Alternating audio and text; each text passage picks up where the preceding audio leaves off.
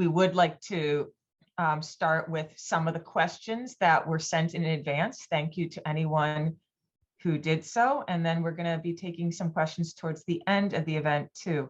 I would like to say, before we introduce our guest speaker, Lauren Goldberg, I just want to take 2 seconds and say that this is a Net Impact Boston event.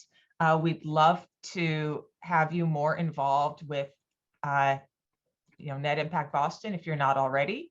I will say our Net Impact Boston website is currently under maintenance right now. So I'm going to type in the website of the general Net Impact organization, which is a national organization. If you're interested in careers in sustainability, social impact, making an impact in other ways, and making an impact in your current company in how to incorporate this type of impact, this is a great organization for that. We do networking events, career networking. We bring in guest speakers. We do field trips to various places in the area that might be making a difference, either in social impact, environmental, sustainability, et cetera. So it's a great organization to get involved with if you'd like to do so in the future. So again, I'll put my email in the chat too, but the email that the Eventbrite came from, you may also feel free to reach out to with questions about net impact. Without further ado, I would like to introduce Lauren Goldberg. She's going to give an introduction for herself, and I'm going to be running this in a Q&A sort of format, including the questions you submitted, but Lauren's going to be answering those questions and then give you some ways to stay in touch with her afterwards. If I know we started a couple minutes late, so we will try to end by 8, but if people have to leave, that's fine. But if people want to stay afterwards, we are more than welcome to continue to entertain your questions after 8 o'clock. So thank you, Lauren. And I'm going to let you introduce yourself and say a few words before we start the Q&A. Go ahead. Awesome.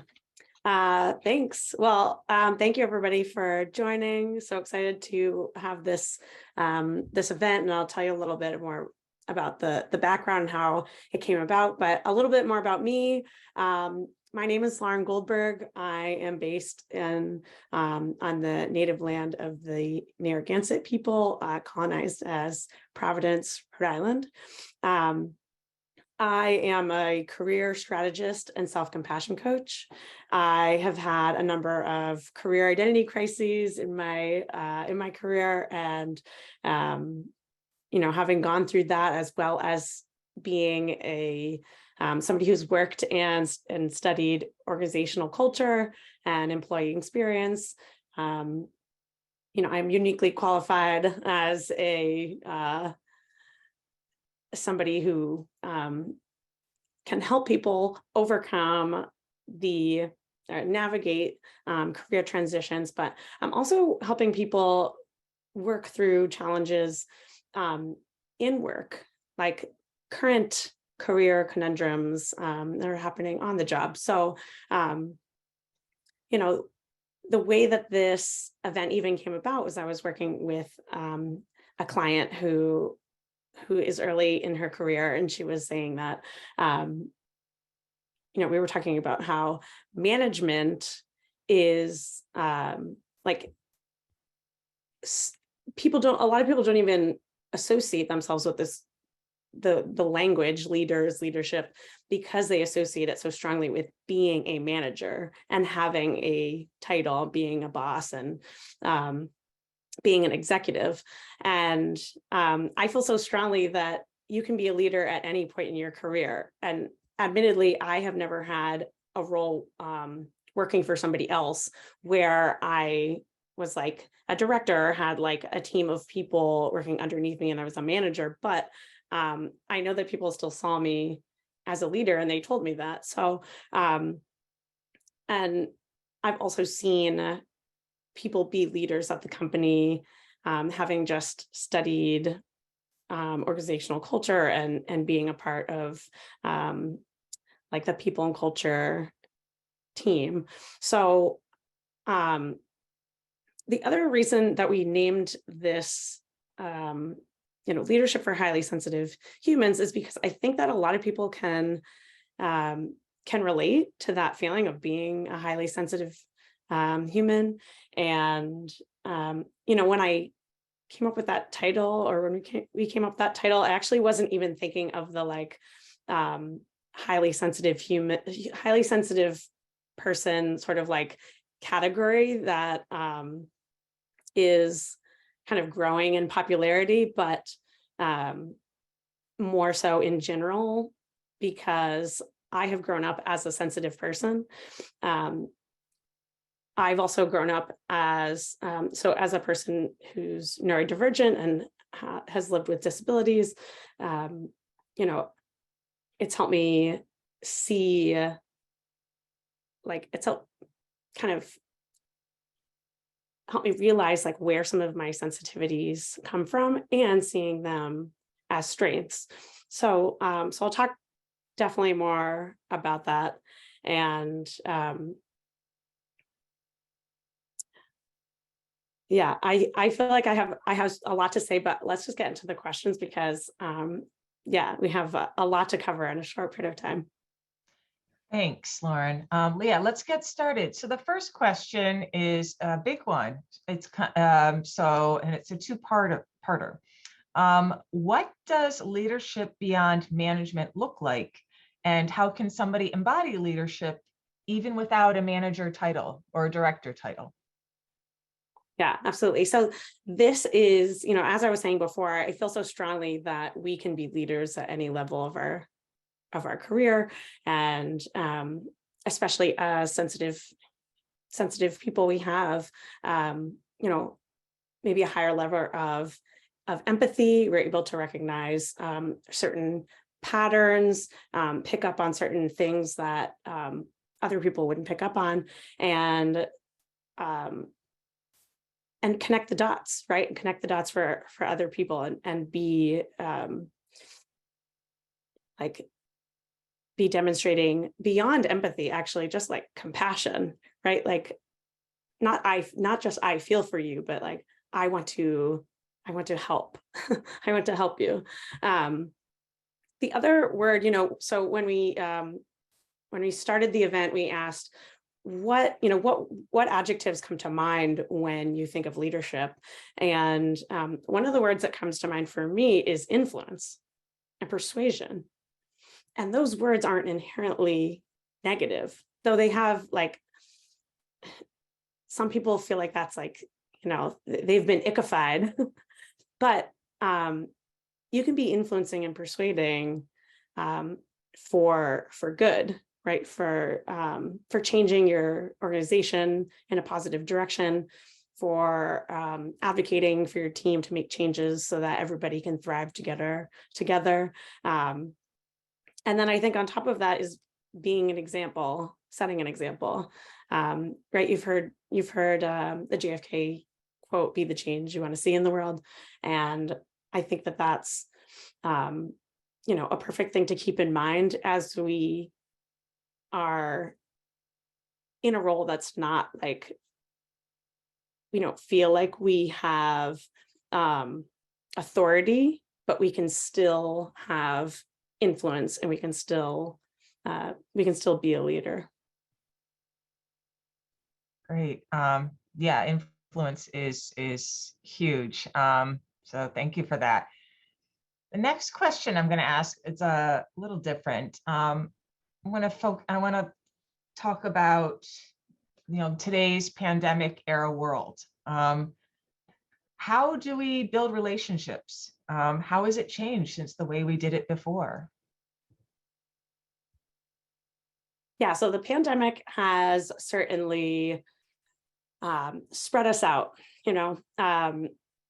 We have gone from a lot of people working in the office to working remotely, and has further disconnected us.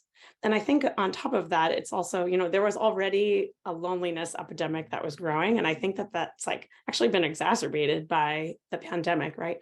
And so I think that we can use our superpowers of sensitivity to build a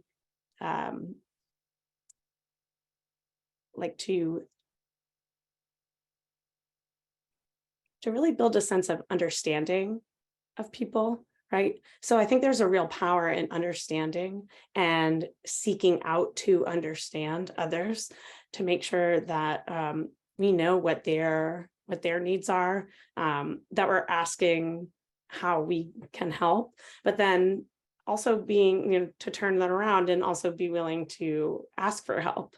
And one of my coaches actually puts it so beautifully in an email that she sent out this week that said, asking for help is a relationship practice. I just absolutely love that. I mean, I think about that with networking too. It is okay to ask for help and know that you are worthy of receiving help, but also having that sort of reciprocal help.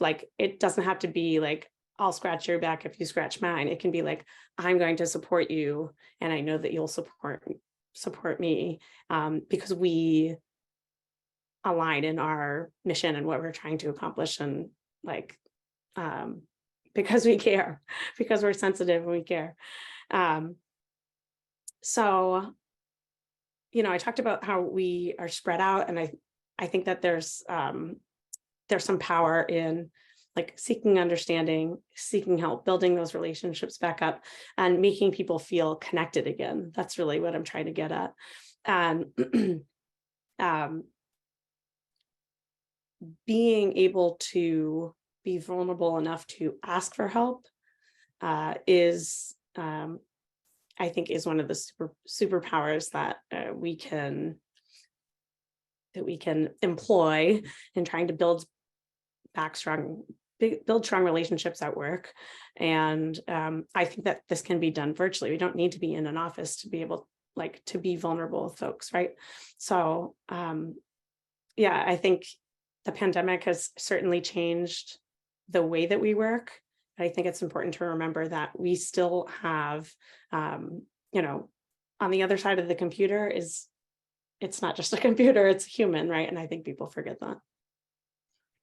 I think that leads right into our next question, Lauren. So in the pandemic, a lot of times people have started to develop feelings of loneliness, especially working remotely. But even when they're still on a team, they can still feel this way. How can people overcome these feelings of loneliness?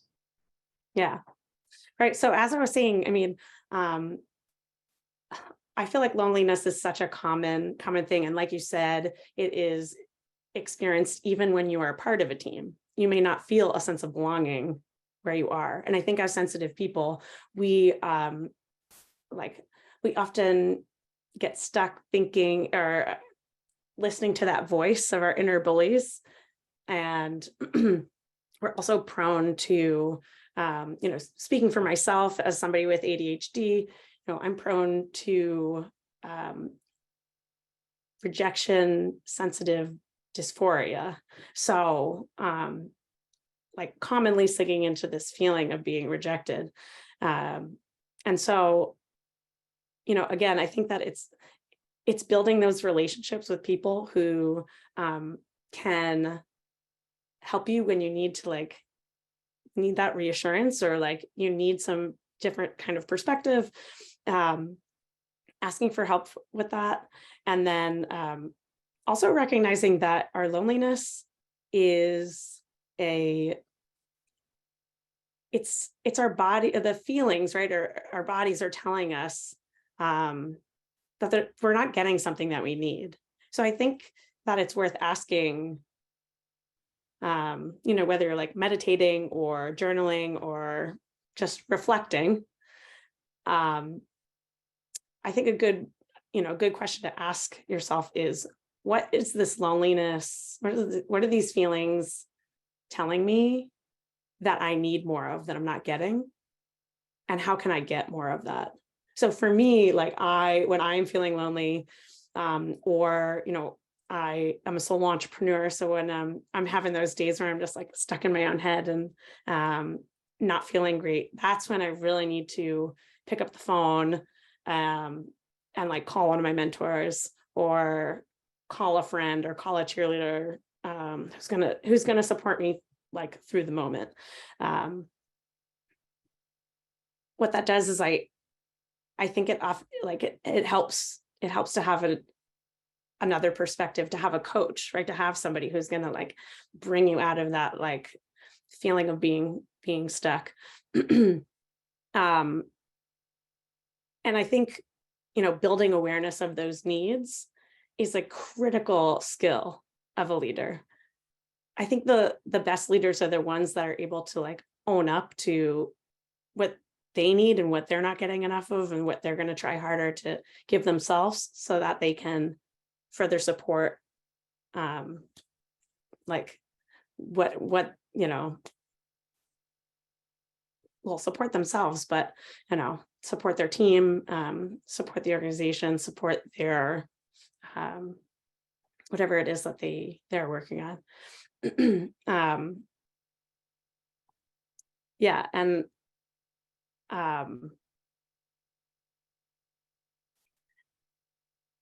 I would also say that there's a what I said the quote before, like be the change you want to see in the world. I also think that you can be the colleague that you wish you had. Be the colleague that you wish you could see in the world, right? So what I mean by that is when we're feeling lonely, that's often the time when we need to be the person that's reaching out and checking in on others and making sure that they're okay, right? And as you build that type of relationship with your colleagues, then maybe they'll know like, hey, that's something that I can do for you too. Great, thank you for that. I'm going to move on to another question about empathy and creating spaces for belonging. So a lot of people here want them. How do you make the argument that empathy and spaces of belonging are worthwhile at an organization? I love talking about this stuff. I love talking about building a sense of belonging within organizations and organizational culture. And I have some strong opinions about that. And one question I would ask is your organization thriving if the people who make up your organization not thriving? I would argue that it's not. And it goes beyond just, are they engaged? It's like, are they well? Are they thriving? Are they like feeling like they're making an impact? Are they like, how's their psychological health? How's their like physical health? Right. And so the other argument you can make too is that like there's a business case. Research shows that there's a lot of research out there that will show like the cost of having to recruit and to source, to interview, to hire, to onboard a new employee it's very costly. So compared to finding the people who align with your mission and want to be a part of that, the culture that you're providing, and getting their needs met and feeling valued, making an impact and having that be acknowledged. Like those are the things that there's a business case for retention. So I think that's those are pretty strong arguments there. But like I would also just say like it feels like magic when you are part of a team that's like we're vibing, we're like we work well together. It's energizing, like it feels like electric, right? It feels it feels like magic. It feels energizing. And that is culture. That is team culture. And so, you know, when you have the opposite of that, when you have the loneliness, when you have the burnout, you have the lack of psychological safety, yeah, then people are going to leave. So that's what I would say about, making the case for building a sense of empathy and sense of belonging at an organization. Yeah, thanks, Lauren. An organization I used to work at actually had what's called a belonging circle that met once a week. But not a lot of people attended it. So I think you're right. It's more than just saying, yeah, we have a belonging space that you can go, but how do you actually make sure that that all of your employees are being taken care of? Yeah, absolutely. So great. So what can we do to help other sensitive people? Reaching out, helping our colleagues, our friends. What can we do to best be supportive? Yeah. So I love this question, and I think the best thing that you can do is, okay, well, first, take care of yourself. Make sure that you are in a place where you're taken care of, so that you have the spoons, you have the energy, you have the, your cup is full enough to help others. And I would also say, so many of us are so quick to want to be the hero, fix the problem, and just jump right into problem solving mode, when you should really be slowing down and asking questions. And so in helping a highly sensitive team member, or just person in your life, colleague, friend, family, I think it's important to ask them, what would be helpful to you? And for those who are really struggling, they might not even be able to come up with an answer for that. So in that case, that might be a time where you can make an offer. Would this be helpful? Would that be helpful? And then they can tell you yes or no. I'll think about it, and I think it's also important to recognize that highly sensitive people, there is a burden that comes with absorbing everybody else's emotions, and taking on that being the sponge, and feeling all the feelings and feeling everybody else's feelings, right? That's a lot of feelings and that's a lot of energy that goes into that, right? And so there's a burden there. And so I think what's also important to remember is that when you are going to your highly sensitive friend, or you're going to a highly sensitive colleague to dump onto, right, or to ask for support rather, it would be good to start off by giving them an out, by saying, hey, I would really love your help, but also if you're at capacity, totally fine. And I think it shows that it just shows the a heightened sense of awareness and consideration. And I think that would be really appreciated. Great. So that question, and actually the next couple, were submitted by people in advance. So if this was one of you, hopefully we are answering your questions. But the next one I'm going to ask in the manner in which it was worded, or closely there too. So how do we manage conflicts and not confuse them for insubordination? Related to that, how do you deal with someone who is constantly combative? Yeah. I I also just want to mention too, like on a side, like if I don't get to any of the questions today, hopefully we do get to all of them, but if not, I will gladly record a video and put it on my YouTube so that you can still get an answer from me. And yeah, so but hopefully we get to all of the questions. Okay, so back to managing conflicts. So conflicts are usually a matter of a difference in expectations or somebody's needs not being met. And so if there is an opportunity to confront somebody, right, have a conversation with them, and they would be receptive to one, having the conversation, and two, being able to really hear what the concerns are and like what the needs of the team are. I think it's worth having. And then on the flip side too, if you are somebody who has a boss, let's say, that you feel like you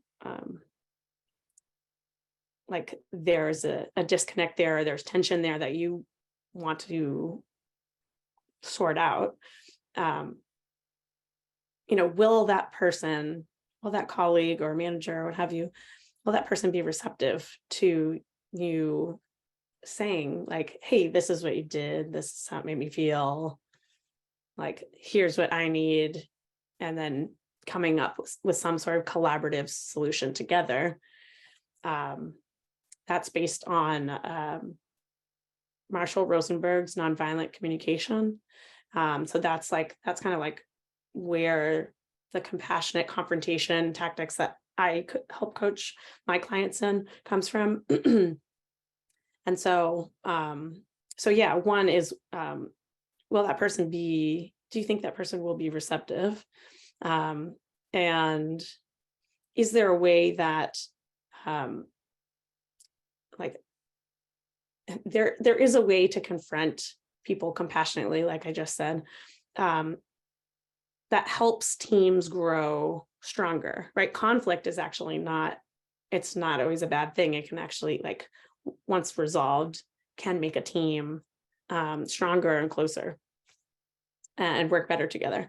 But if the person is challenging without respect, right? There's like that just blatant level of disrespect, and with warning, continuing to disrespect, it's important to consider how that repeated behavior, like if tolerated, impacts your team.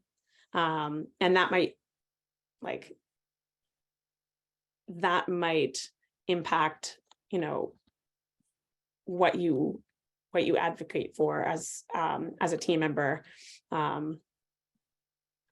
So I think the point I'm trying to make is that something I always say is be kind to yourself, be kind to others, and challenge the unkind. And all of those things can happen in a respectful and compassionate way. And if they aren't being delivered in a respectful, compassionate way, then I think it's worth a conversation. If that person is still not willing to be collaborative and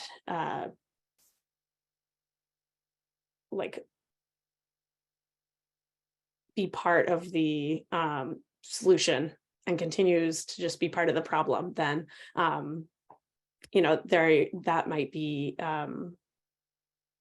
there might be other more serious paths to consider with that. But I think these communication tactics are compassionate confrontation, nonviolent communication. They're just a game changer and such a critical leadership skill, right? Which again, you don't need to be in a manager role in order to to use those. I've actually used these like, my 5 college roommates, with my, with my partner, my, like at work with my boss, like these things, these skills can be learned and can make it more comfortable in like dealing with conflict, which is bound to happen.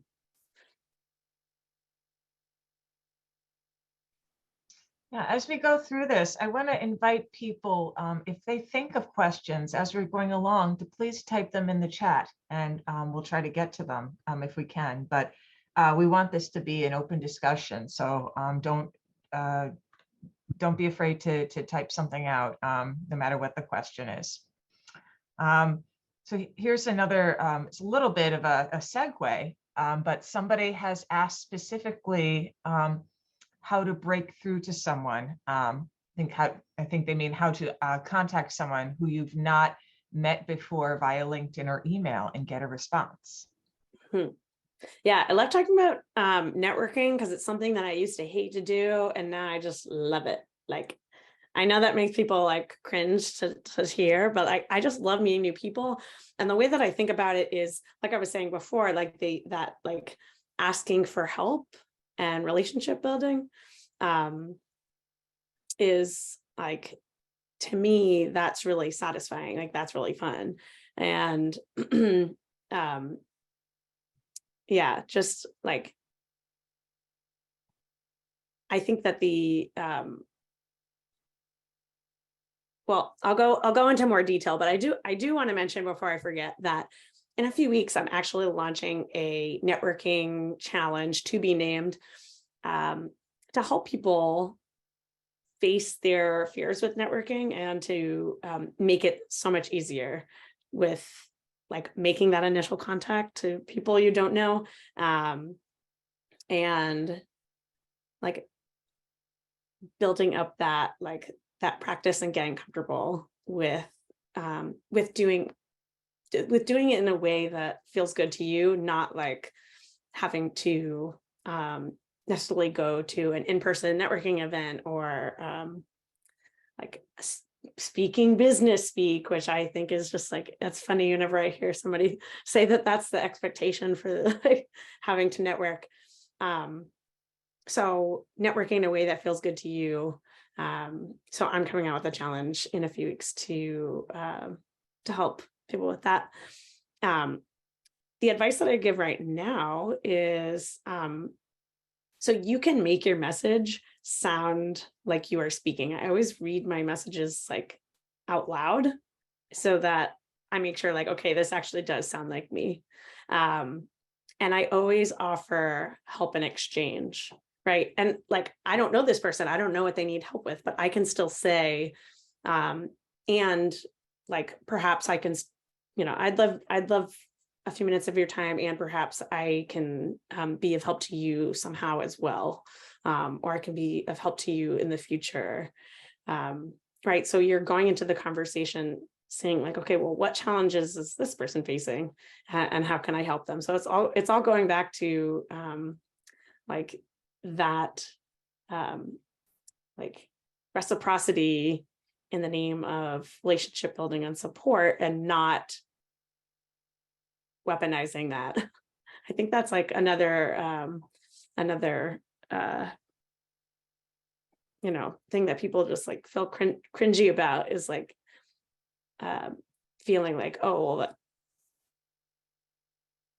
I don't have to like be striking a deal with someone, like you owe me, like we got to get even. Like, I don't feel like that's, how my friendships work. I don't feel like that's how like close contacts with colleagues work, but there is something really nourishing about having relationships where you feel comfortable helping each other out. And that's literally all networking is, in my opinion. And the other thing I'll say about them not responding is that it's important to know that if somebody's not responding, it probably has nothing to do with how you worded your message, and has everything to do with them being like overwhelmed living in like with pandemic and the need for like childcare and taking care of sick parents and like et cetera, right? Like life can be pretty overwhelming. And so just know that like it's probably has nothing to do with you. And if it's on LinkedIn, they may not have even seen it. I got the hard truth this, last year that like not everybody's a super user on LinkedIn like I am. And that's okay, right? But it's okay to send up a follow-up message like, hey, just wanted to make sure you saw this. Would still love to like see you. And you may get a follow-up message that's like, oh, sorry, I saw this and I, forgot to respond or whatever. Because that is so common. So yeah, another thing to keep in mind. I'm just going to add my little 2 cents, Lauren, if you don't mind, just more of a logistical thing. I'm not a career coach at all, but just from a LinkedIn standpoint. So some of you might have paid LinkedIn accounts. So you know that there's only a certain number of cold emails you can send a month or cold LinkedIn messages. You may have encountered this already, where if somebody doesn't respond, okay, that uses up one of your message. But if they respond, you get it back.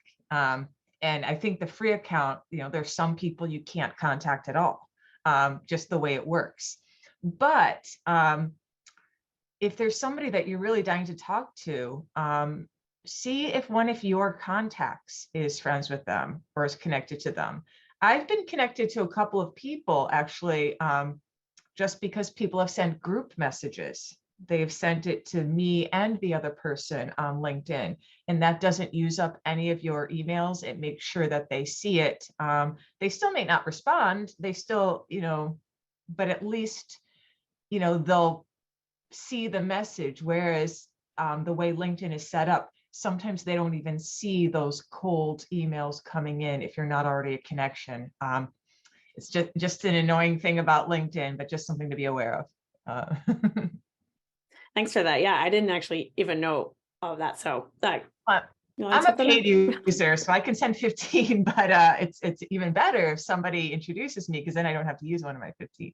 Anyway, if that's for people who are sending a lot.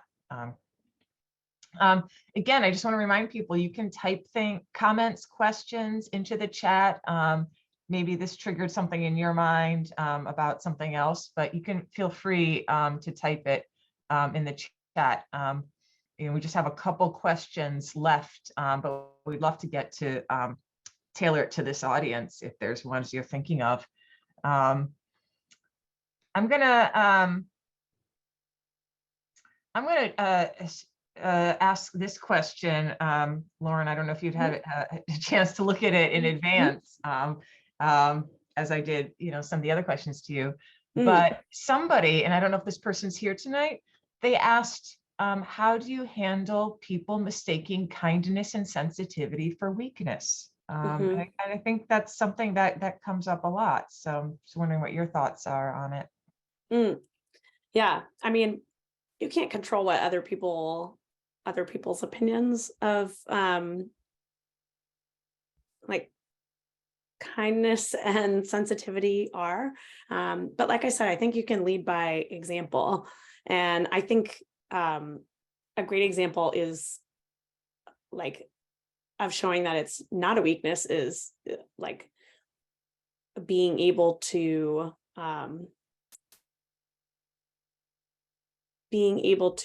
well, okay, I'm having like kind of like combined thoughts right now, so I'm trying to just like organize them a little bit in my head. But I would say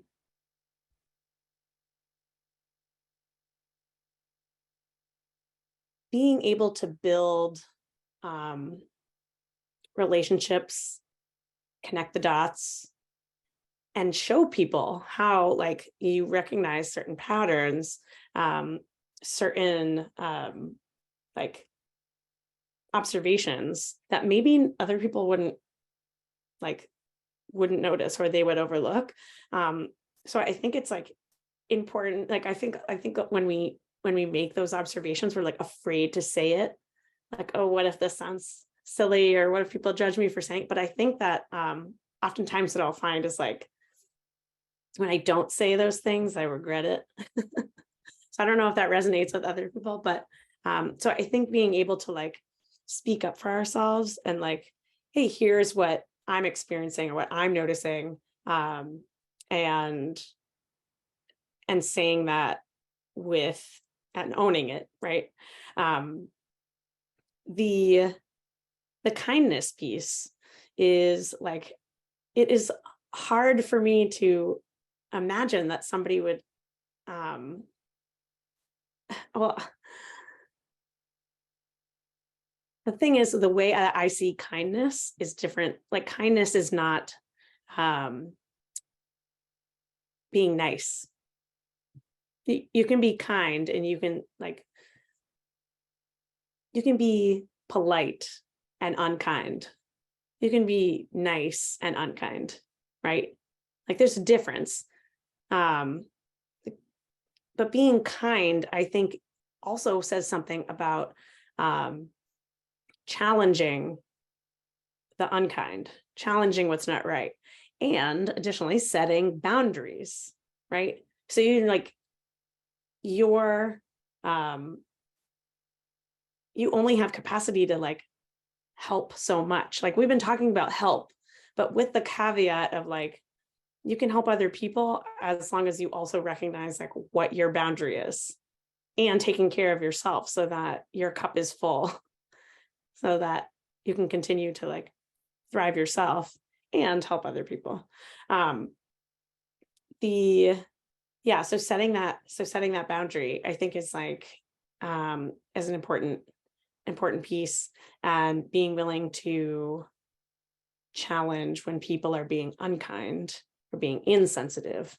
That doesn't sound like a weakness to me, but everybody's got their opinions, and all you can do is like control your own behavior and your own reactions. Thank you, Lauren. I want to give you a couple minutes to plug your website and upcoming programs. I know some people have to leave now or right at 8. We are going to stay on for a little bit longer, so this is not the end. I just want to make sure Lauren has a chance to plug her website. Oh, thanks. I appreciate that. So yeah, I just want to share really quickly.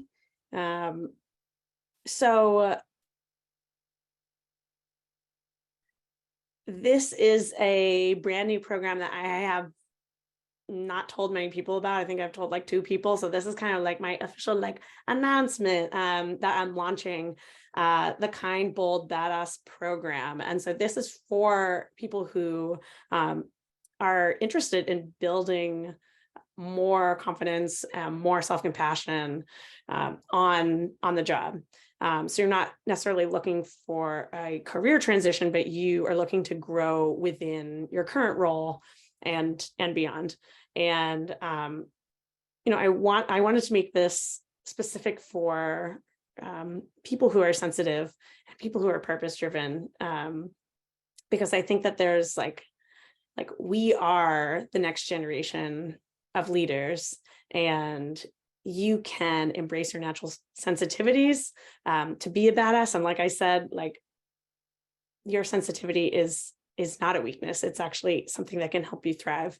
So this program will help you do that, help you overcome imposter syndrome and recover from burnout and avoid burnout, managing relationships with people at work, and just et cetera, et cetera. I think that there are a lot of possibilities with this program. So if that's something you're interested in, we'll be sending a link at the end. And there are other ways to keep in touch with me. Like I mentioned, I'm also going to be launching some other new things in the coming weeks, including the networking challenge to be named. And you can always get on my email list to stay updated on that. I'm also on LinkedIn, so you can hear all of my hot takes and tips there. And I also mentioned before, like when I answer questions, like the ones that you submitted for this event, I make YouTube videos and post them, short clips, mostly like 5 minutes, 5 minutes, like up to 5 minutes long. And so you can find me on YouTube as well. And these are all linked on my website, laurengoldbergcoaching.com. Yeah, so I appreciate the support, and I'm happy to continue answering questions if people want to stick around. Yeah, the links are in the chat, both for the email list sign up and also for that program that Lauren just mentioned. So please sign up for it. You'll also get an email tomorrow from Net Impact Boston, just with kind of a copy of this recording and those links again. But we do have time for a couple more questions if people have personal questions they want to ask, now that the group is starting to shrink. Now's your time to get that one-on-one coaching for free.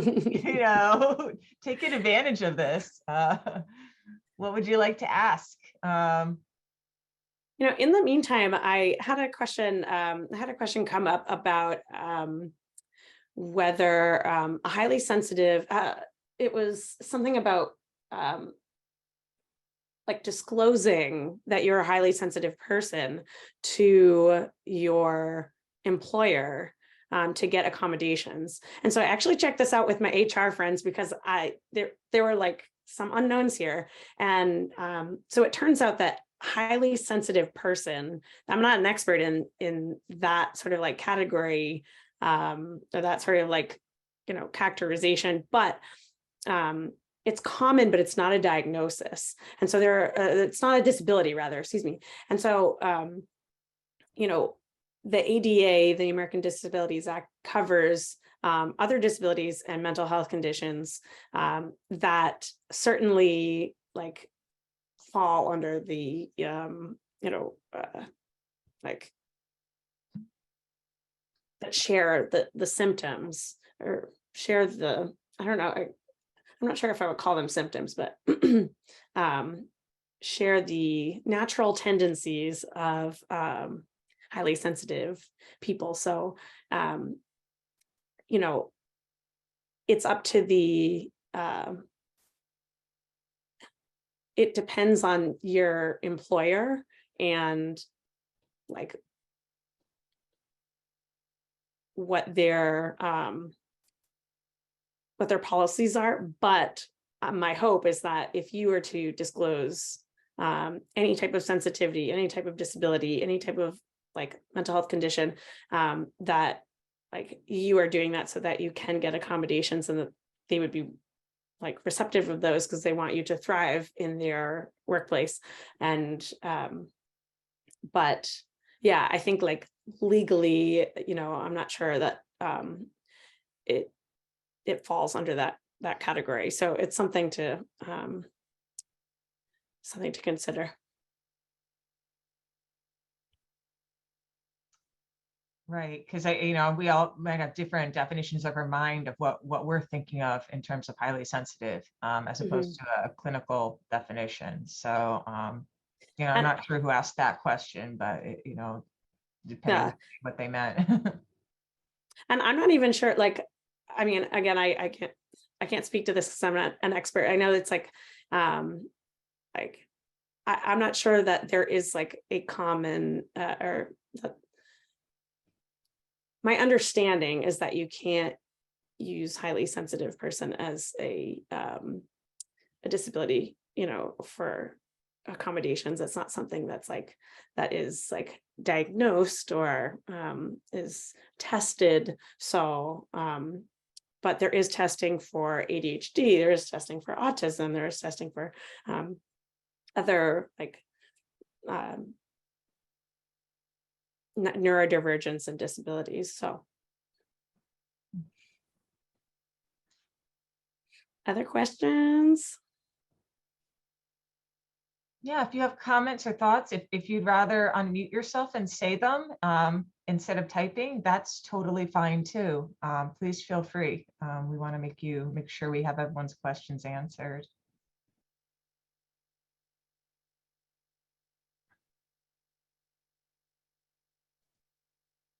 Oh, is this, sorry. thought somebody was trying to unmute themselves, but I don't think they were.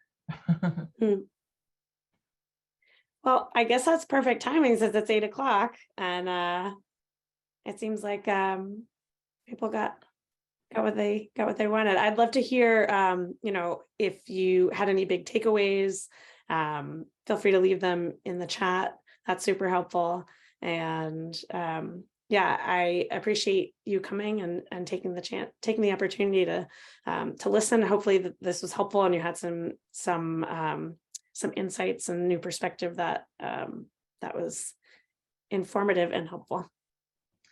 Yeah, thank you so much, Lauren. And on behalf of Net Impact Boston, thank you all. Thank you to the Net Impact people from other chapters who came. We really appreciate it.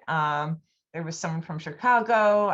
There was somebody from Oregon who was here. So we love seeing people from all over. That's really exciting. So sign up for Lauren's email list and keep in touch with her and with Net Impact Boston. So thank you all. And this recording will be sent to you tomorrow. Awesome. Thank you. Thanks for stopping by, everyone. Bye.